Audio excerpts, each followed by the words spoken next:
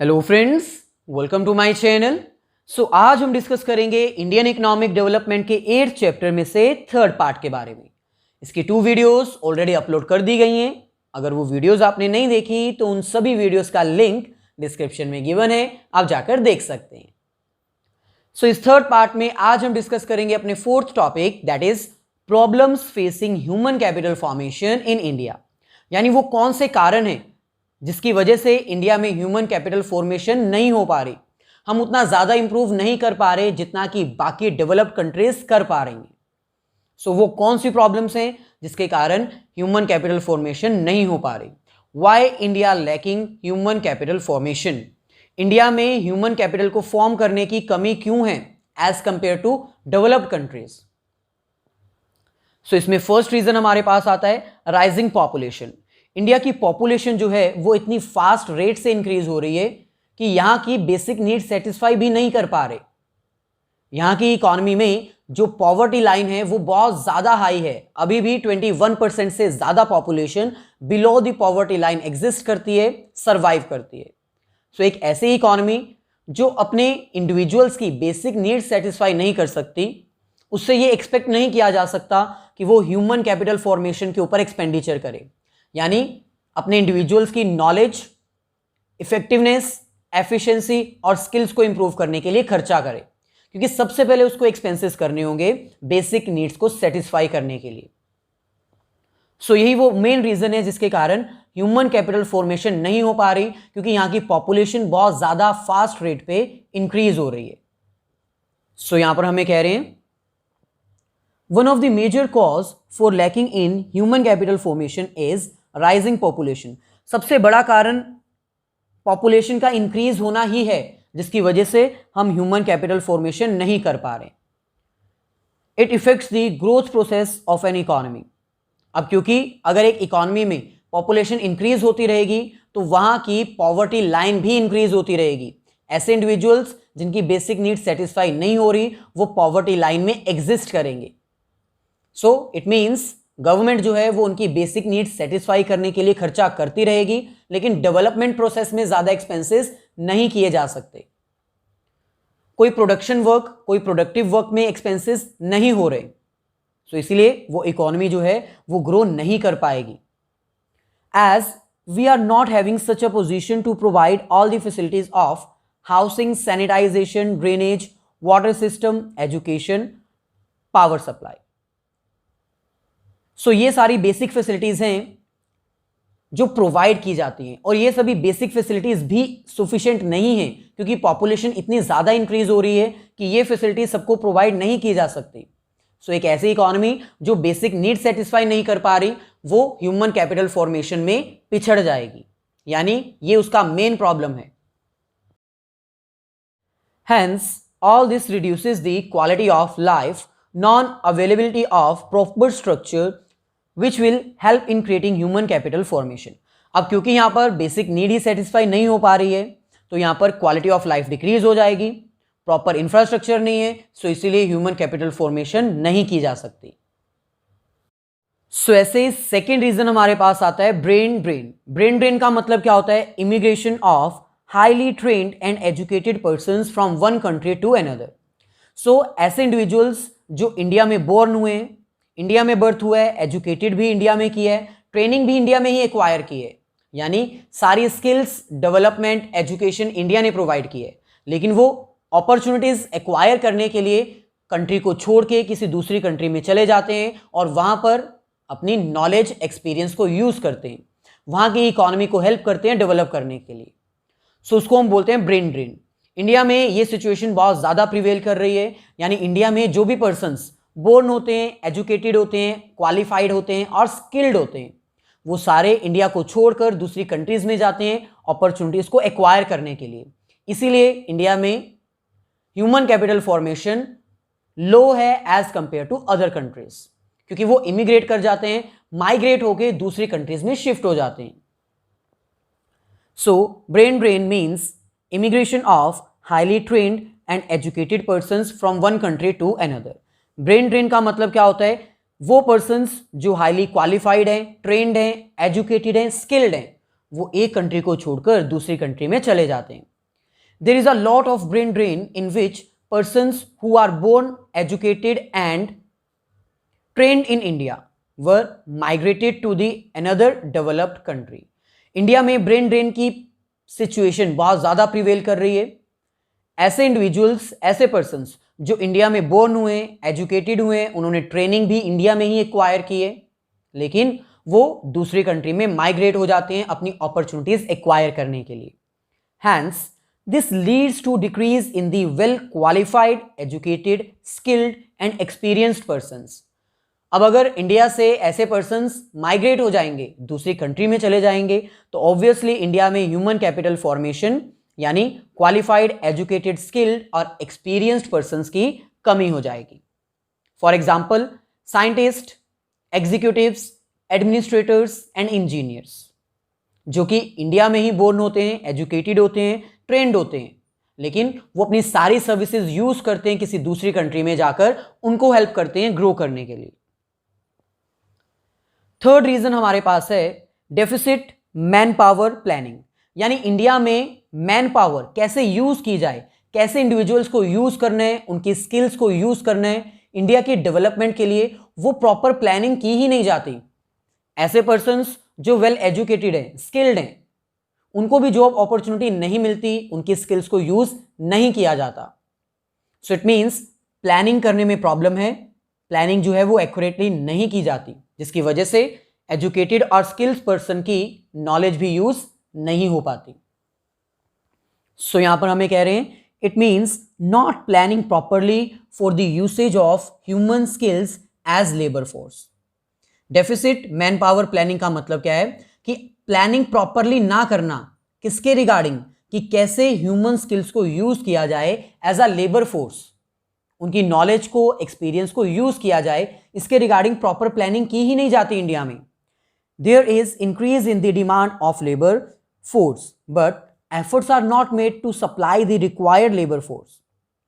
जैसे ही India grow करना स्टार्ट हुआ, उसके साथ ही डिमांड तो इंक्रीज हुई लेबर फोर्स के रिगार्डिंग, लेकिन सप्लाई मार्केट में अवेलेबल नहीं थी, क्योंकि ऐसे पर्सन्स ही अवेलेबल नहीं थे जिनको उस पर्टिकुलर फील्ड की नॉलेज हो. As the labour force is not having any knowledge about the field. Market में लेबर फोर्स की सप्लाई नहीं थी. क्यों? क्योंकि उनको इस फील्ड के बारे में नॉलेज ही नहीं थी कि कैसे वर्क किया जाए. So all this leads to situation of gradual unemployment. अब क्योंकि किसी भी वर्कर को कोई नॉलेज नहीं प्रोवाइड की जाती थी, उनको स्टडी नहीं प्रोवाइड की जाती थी, स्किल्स नहीं थी उनके पास, इसीलिए उनके क्या सिचुएशन अवेल हो रही थी? Unemployment. Next, hence there is wastage of human power and skills. So वो पर्सन्स जिनके पास स्किल थी, उनकी भी स्किल्स यूज नहीं हो पा रही थी, और ऐसे पर्सन्स जो स्किल्स डेवलप कर सकते थे, उनकी स्किल्स डेवलप करने के लिए कोई प्रॉपर प्लानिंग नहीं की जाती थी. नेक्स्ट हमारे पास आता है insufficient on the job training in primary sector. Primary sector means agriculture sector. अब एग्रीकल्चर सेक्टर इंडियन इकोनॉमी के लिए एक तरह से बैकबोन है, क्योंकि यही वो सेक्टर है जहां पर मैक्सिमम पॉपुलेशन इंगेज्ड है, अपनी एम्प्लॉयमेंट जनरेट करती है. सो क्योंकि प्राइमरी सेक्टर में ऐसी कोई जॉब, कोई ऐसी ट्रेनिंग प्रोवाइड नहीं की जाती थी जिससे कि एग्रीकल्चर की प्रोडक्शन को इंक्रीज किया जा सके, उसको प्रॉफिटेबल में बनाया जा सके, प्रॉफिटेबल बिजनेस में कन्वर्ट किया जा सके. इसीलिए ह्यूमन कैपिटल फॉर्मेशन की कमी थी, क्योंकि मैक्सिमम पॉपुलेशन तो प्राइमरी सेक्टर के साथ ही इंगेज होती है, और वहीं पर अगर हम on the job training provide नहीं करते तो वो अपनी स्किल्स, नॉलेज, एक्सपीरियंस डेवलप नहीं कर पाएंगे.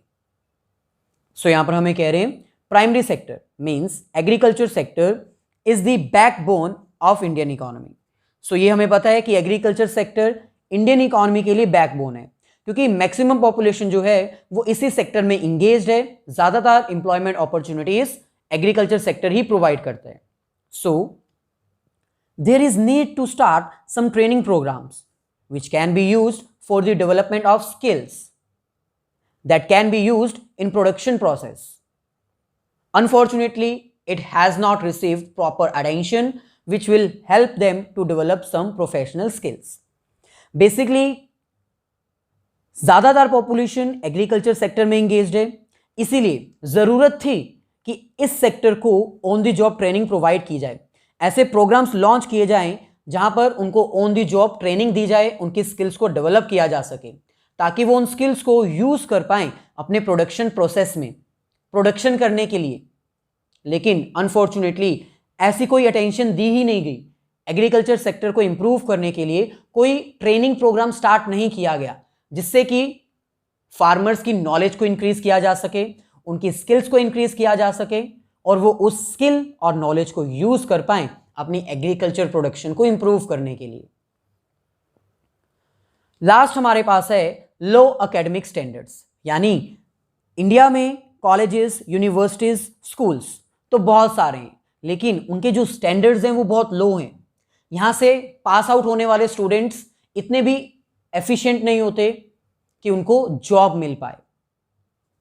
सो यहां पर हमें कह रहे हैं in India presently there are so many universities, colleges etcetera are available to provide technical knowledge, skills and practice. इसमें कोई डाउट नहीं है कि इंडिया में बहुत सारी यूनिवर्सिटीज और कॉलेजेस अवेलेबल हैं जो टेक्निकल नॉलेज प्रोवाइड करते हैं, स्किल्स प्रोवाइड करते हैं और प्रैक्टिस करवाते हैं।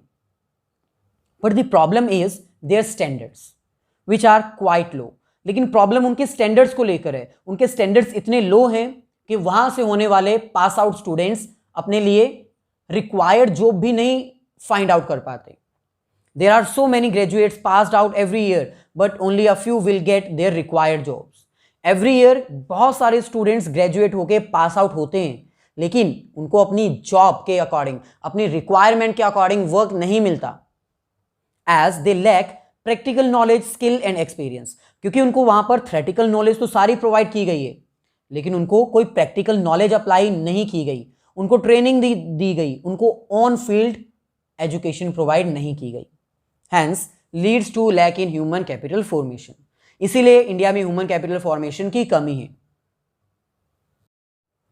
सो नेक्स्ट टॉपिक हमारे पास है education as an essential element of human resource development.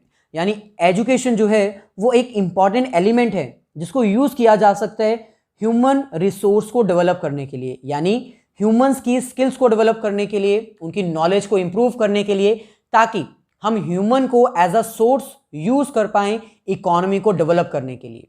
और ये बिल्कुल सही है। Yes, education is an essential element of human capital formation, या फिर कह लीजिए ह्यूमन रिसोर्स डेवलपमेंट। ये बिल्कुल सही है कि एजुकेशन एक इंपॉर्टेंट एलिमेंट है ह्यूमन कैपिटल को फॉर्म करने के लिए, क्योंकि एजुकेशन ही एक ऐसी फील्ड है जो नॉलेज, स्किल्स, ट्रेनिंग प्रोवाइड करती है, इंप्रूवमेंट करती है एक इंडिविजुअल में, as it leads to improvement in knowledge and skills. Education includes, education में क्या क्या इंक्लूड किया जाता है? Teaching, training, learning. लेकिन इंडिया में एजुकेशन की सिचुएशन इतनी ज्यादा इंप्रूव नहीं है as compare to other developed countries. The situation of education is not so good. In India education is facing different challenges. India में एजुकेशन को लेकर बहुत सारे चैलेंजेस फेस करने पड़ते हैं। Literacy rate in India is very low as compare to other developed countries. अगर यहां पर डाटा के साथ कंपेयर किया जाए तो 2011 के सेंसस रिपोर्ट के अकॉर्डिंग इंडिया में जो लिटरेसी रेट है वो है 74.04%।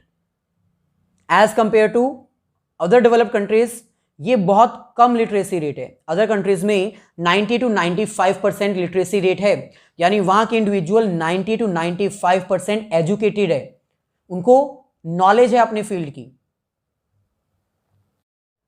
सो ये हमारे पास importance and objectives of education, यानी एजुकेशन क्यों इंपॉर्टेंट है और इसका मेन ऑब्जेक्टिव क्या है, एजुकेशन का मेन पर्पस क्या है।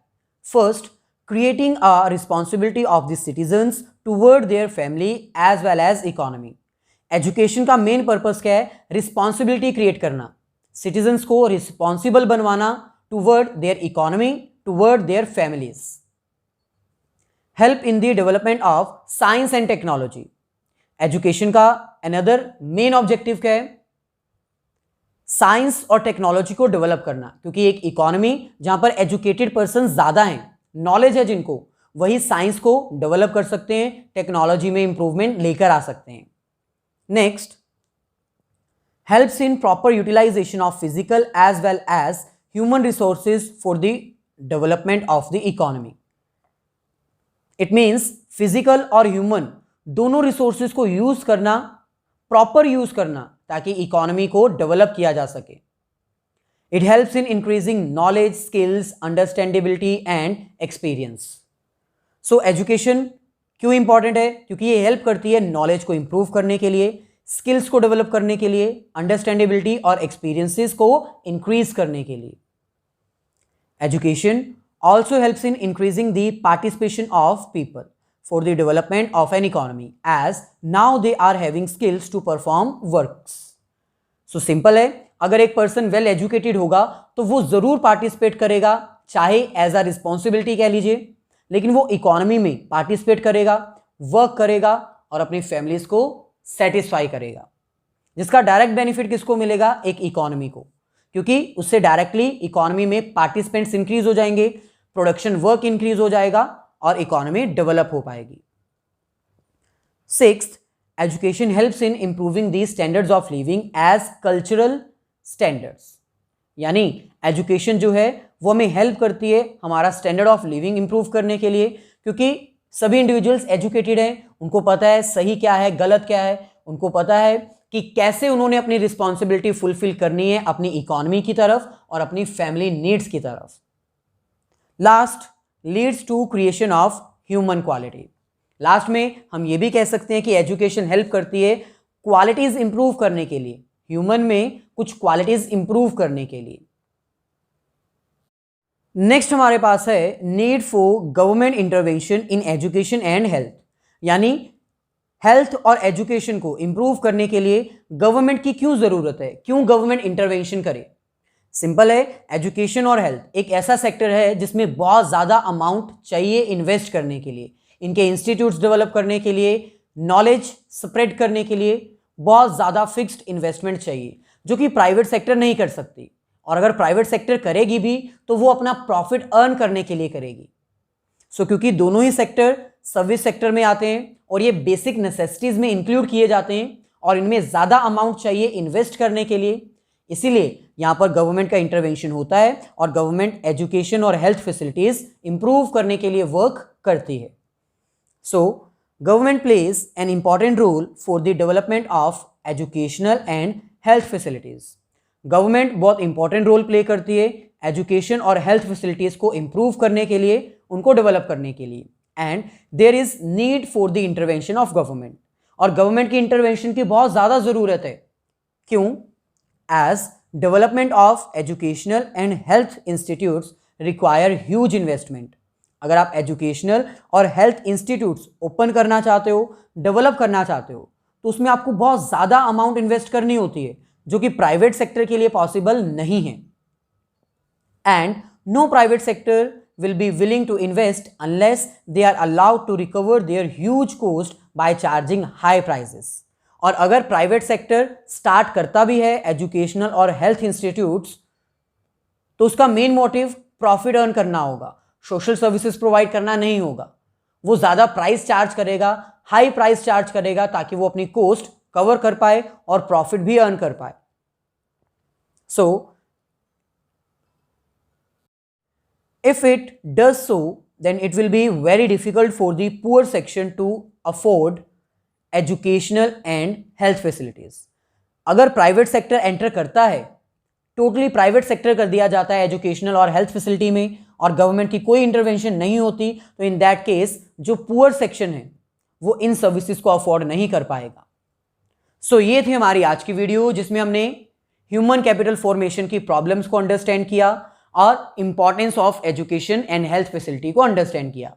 अगर आपको वीडियो अच्छी लगी है तो प्लीज़ मेरी वीडियोस को लाइक कर दीजिए, अपने फ्रेंड्स के साथ शेयर कर दीजिए और अगर चैनल को सब्सक्राइब नहीं किया है तो अभी इसको सब्सक्राइब ही कर लीजिए, क्योंकि यहाँ पर माइक्रो, मैक्रो और इंडियन इकोनॉमिक्स के रिगार्डिंग रिटन नोट्स प्रोवाइड किए जाते हैं विद ईजी एक्सप्लेनेशन.